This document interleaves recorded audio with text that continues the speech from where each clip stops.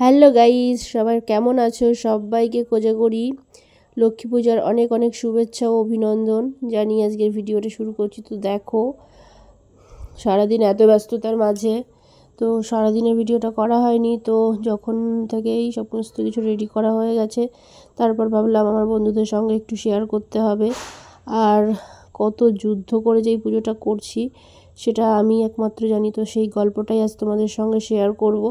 তো স্কিপ না করে প্লিজ, তোমরা যারা আমাকে ভালোবাসো, আমাকে খুব পছন্দ করো, তারা প্লিজ ভিডিওটা স্কিপ না করে তো দেখো। আমার প্রচণ্ডই ঠান্ডা জ্বর দুটোই। তো ভগবান বলে না পরীক্ষা নেয়, হয়তো এটাও আমার কোনো পরীক্ষা ছিল, বিশাল কোনো বড়। আর টিচার ছিল হয়তো স্বয়ং ভগবান নিজেও। তো যাই হোক, লক্ষ্মী পুজোর আগের দিন আমি জাস্ট একটুখানি বৃষ্টিতে ভিজেছিলাম, খুব একটা বেশি নয়।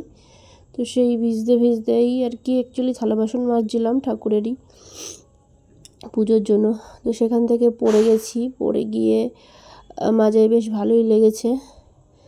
তারপরেও কিন্তু আমি ওই অবস্থাতেই সারাদিন উপোস করা এবং সকাল রাতের থেকে মনে হচ্ছিল যে জ্বর হবে, এমনকি সত্যিই জ্বর এসে গেছিলো।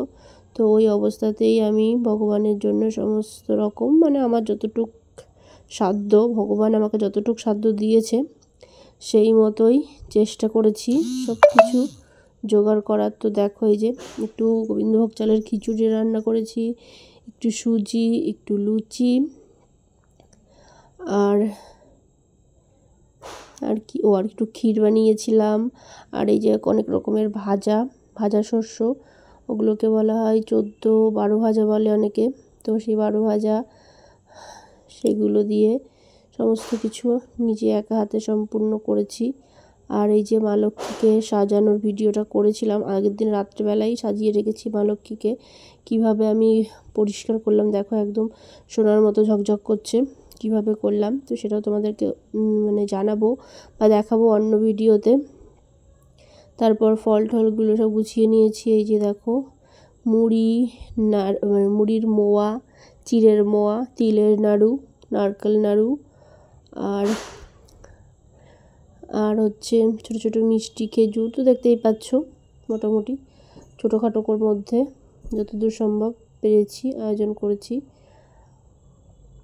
তো কেমনভাবে করেছি সেটা আমিই জানি একমাত্র। ভীষণ কষ্ট হচ্ছিল।